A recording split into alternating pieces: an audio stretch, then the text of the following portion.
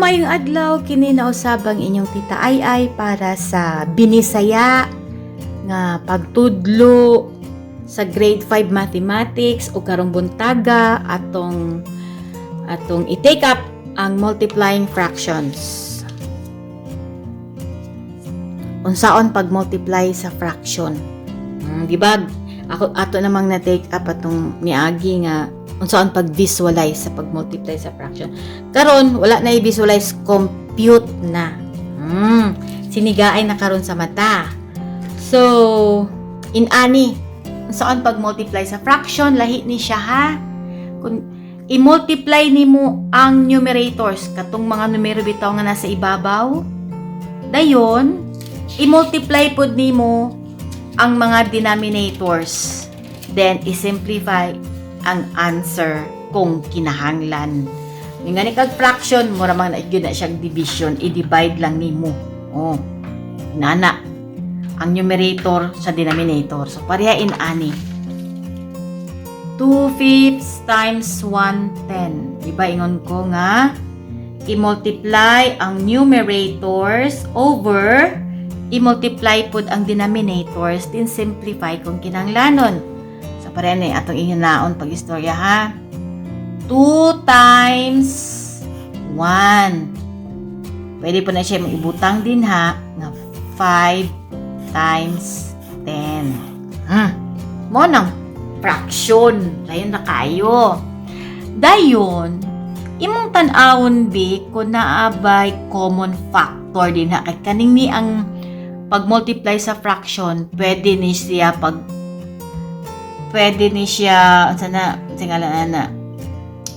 ma-cancel using cancellation method. Pero before dito sa basic di ay 2 times 1 equals ipalibog to na gyud mo nga say naman tani.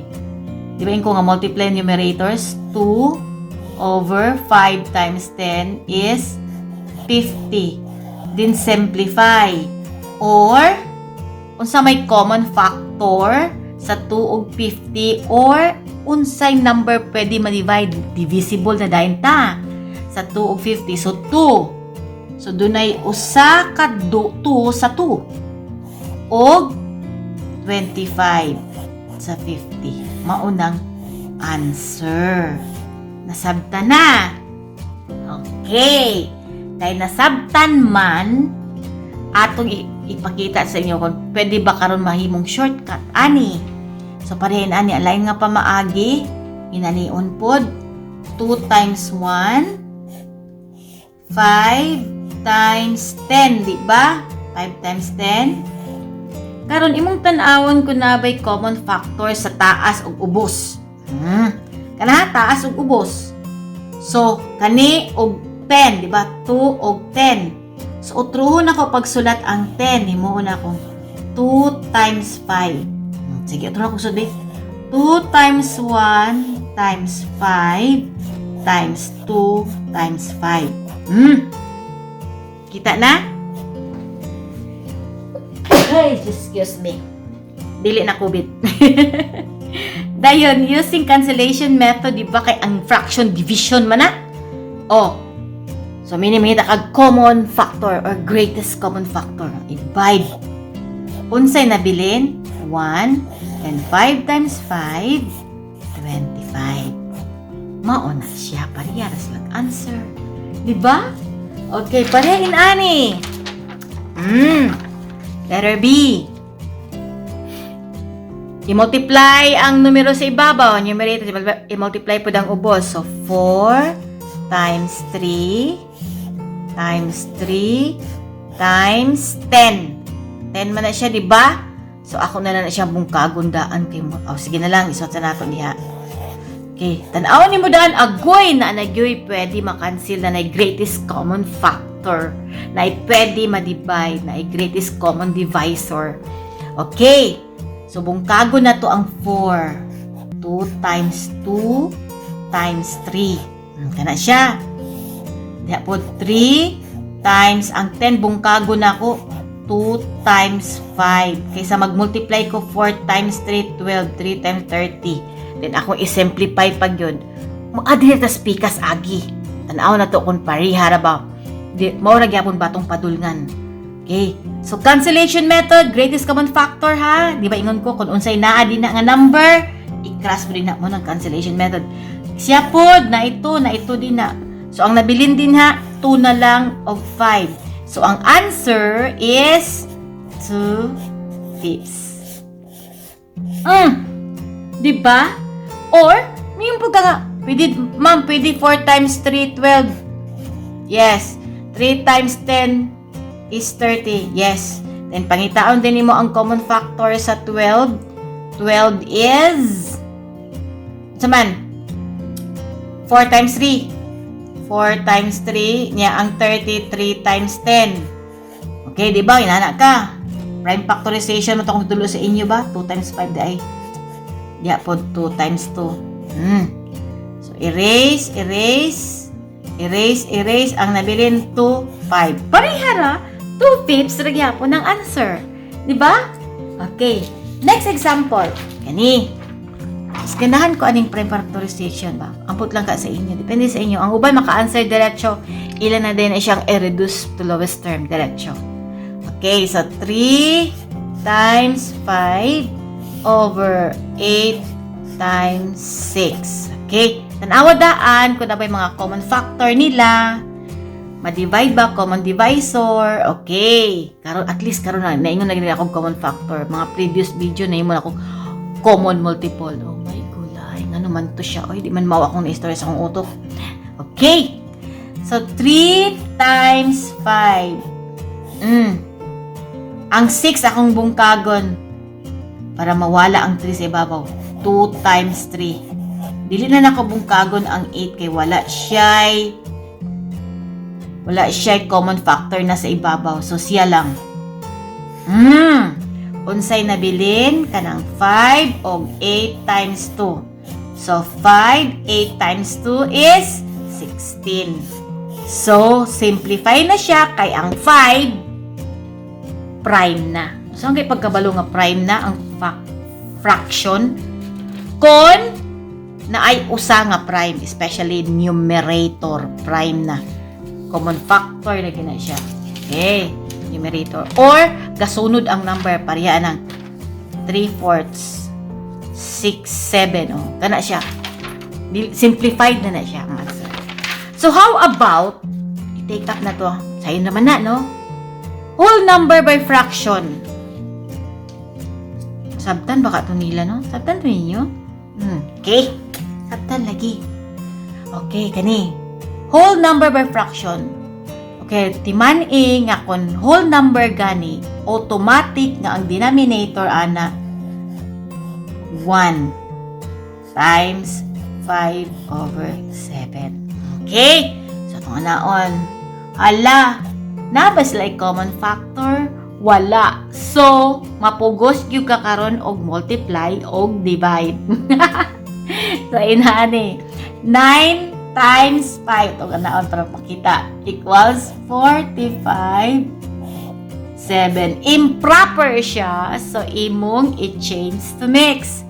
Unsaon man. 45. Karon maobligar yung kakaroon og divide.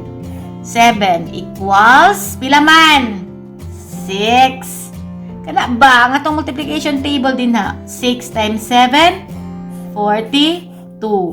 45 minus 42, 3. Karon, unsa iyang giingon nga answer? 6. Automatic man akong 7 din na. 7 mo po des ubos. Mao ni ang whole number. 6 and 3, 7. Woo! Diba? Basta maka-memorize lang yun sa multiplication table. Wa gyoy problema ang fraction. Mo ginakong una nga topic, diba? Una nga lesson. Ani nga video. Ani nga vlog. Okay. Next. Number 2. So, mo ipasabot nga 3 times 8 times 12. Over 1 man na siya. So, automatic man na siya nga 1 des ibabaw, diba? So, ang 12 dito sa ibabaw. Okay. Karon makita gini mo, ay, naay common factor nila. Unsa man? Ang 8 o 12. Inani ang multiplication na sa fraction. Pwede pa diagonal, pwede din ha, Pwede na, ana na siya kasayon. Okay. So, 3 times, bungkago na ko ang 12. Himo na akong 3 times 2 times 2. Gi-prime factors na ako. Nga naman, 2 times 2 is 4 plus 12. Dayon, ang 8 dayon, akong i-prime factors. 2 times 2 times 2. Tulo ka 2 ang 8, diba? 2 times 4. Oh? Uy. Ako naman na eh. Dayon, sa sunod buhaton, i-cancel. Di pangitaw ng GCF. O, di ba? Gi-reduce na to daan ang antong answer. So, pwede i-simplify daan. Ay, i-multiply. Pwede. So, ang atong rule, na-outro, na-modified na karon. Pwede i-simplify una. Ay, i-multiply. Di ba? Onsay na bilin, 3. 3 times 3 is 9 over 2. Agoy improper, so improper man gini kay gi-multiply man nimo sa whole number. Or 9 divide by 2 ang maka-answer diretso answer. Pero ang wala, sige pag-multiply lang din na equals 4 o pag-divide lang. 4 times 2 is 8. 9 minus 8 is 1. So ang answer 2 na daan ang denominator. Mao ni ang whole number. 4 ang remainder sa ibabaw. 4 and 1 half. Okay? Nasabtan ba? And no? Next! Tagupat lang kay example akong gihatag. Uy, mabot makanig sa kauras. Okay, kani. Kada ko naman nga numero, uy. Sige na lang. Okay. Maobligado ta nga 7 times 9 over 11. Diba? Kaya ang iyang denominator 1.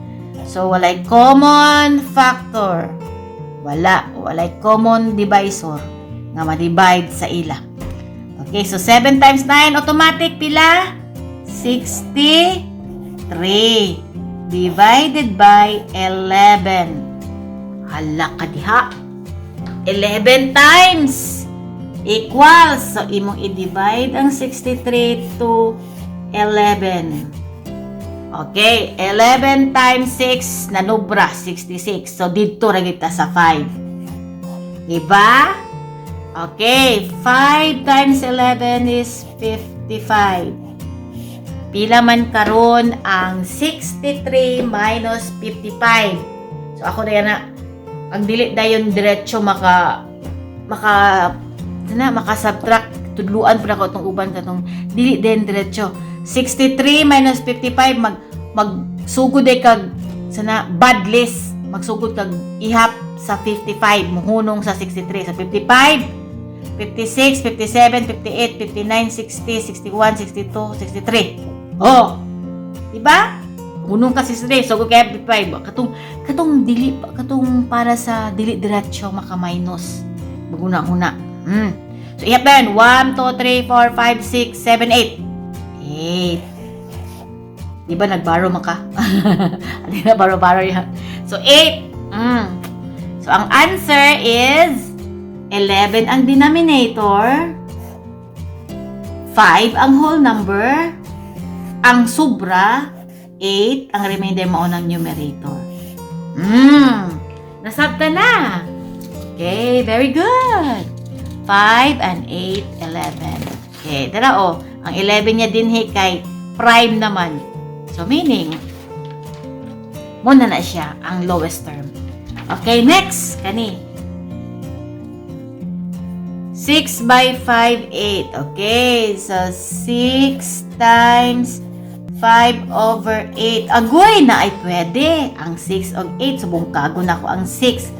2 times 3 times 5. Bungkago na ko ang 8. 2 times di lang nakabungkagon ang 4 kay wala na may pariha. Pwede na lang nga 4. Wala may pariha, di ba? Kung napantay pariha, di na pwede mabungkag. So, ang ilan na yung greatest common factor is only 2. So, 3 times 5 equals 15 over 4. Or, pila man ka 4 sa 15? Tulo. 12. Pilay sobra, tulo gihapon, kopyahon daan ang denominator, nga mao ni siya. Dayon, ang sobra sa ibabaw, 3 din ang whole number.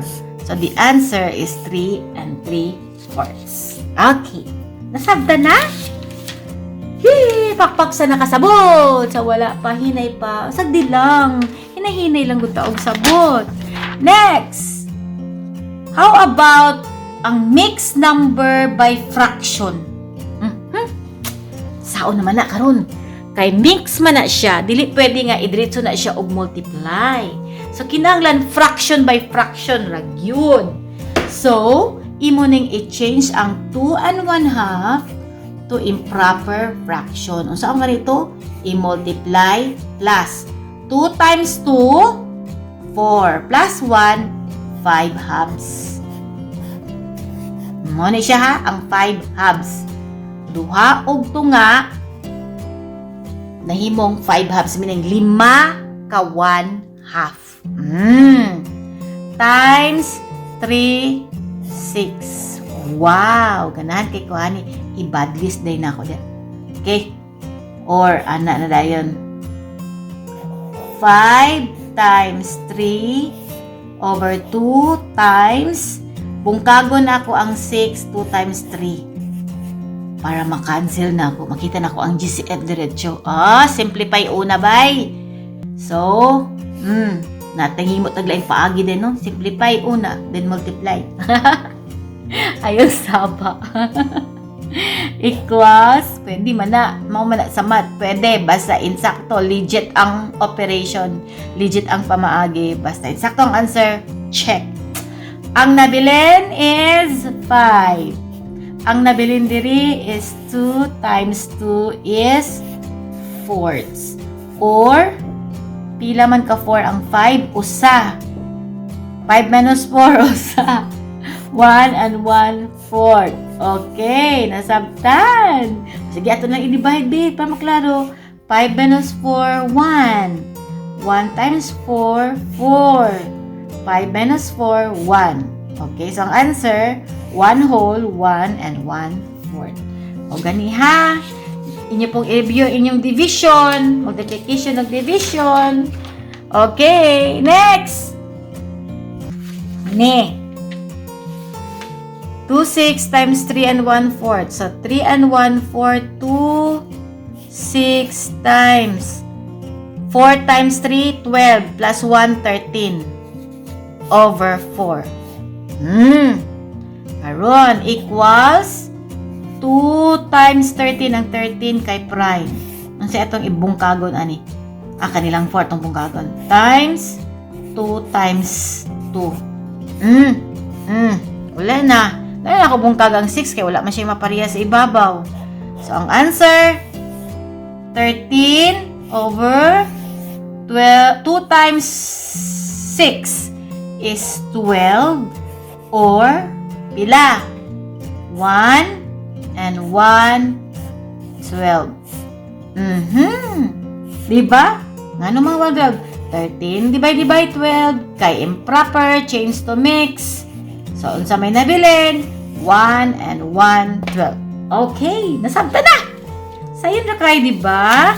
Next. Kani, sayon gid ang tanan, basta nakamemorize sa multiplication table o kabalo mag-divide.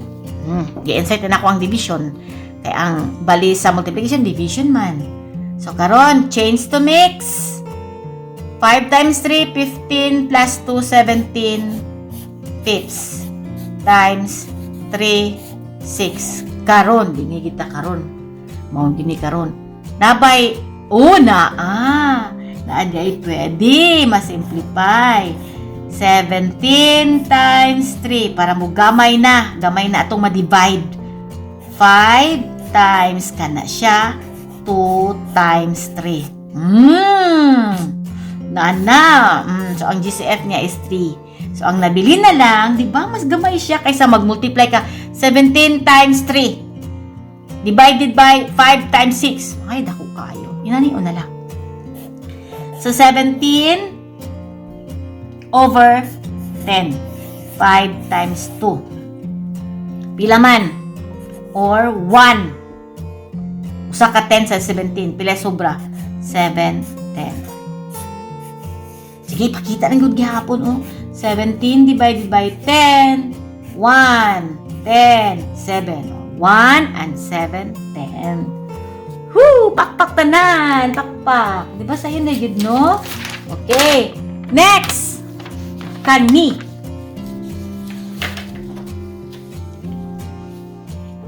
Okay. Naas na akong video. Wait, 20 minutes naman di ay. Okay, next. Change to improper. Uy, kani. Kung mag 12 times 3 ka, pare na, no? 12 times 3 plus 6, murag dako naman. Tanaw ni mo daan diretso ang fraction. Tanawa gani. Na may pwede ma-cancel na diya, pwede ma-simplify diretso, di ba? Kanang 612 o 412. Di ba? Unsa may factor sa 6, 2 times 3. Ang factor sa 12 kay 3 times 4. Mo! Di ba? So, karon nahimo na siya karon.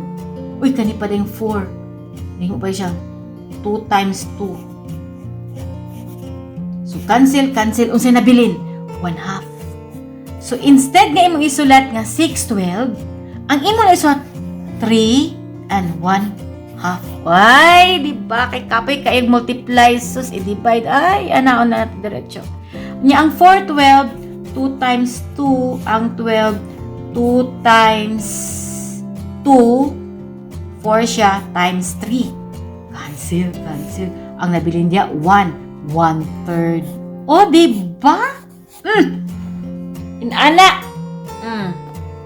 Nasabta na. Katulad kong cancel, GCF, maura na siya. Okay. Karon ato na din siyang ma-change to mixed number, improper. 2 times 3 is 7. 6 plus 1, 7 halves times 1/3. Okay? Walay common factor, walay common divisor, so obligado i-multiply ang tanang numerators, ang numero sa ibabaw. So 7 times 1, 7. 2 times 3 is 6, or 1 and 1, 6. Ano man? 7 divided by 6 is 1, 6, 1. So, 1 whole, 1 and 1, 6. Nasabtan! Yes, nasabtan.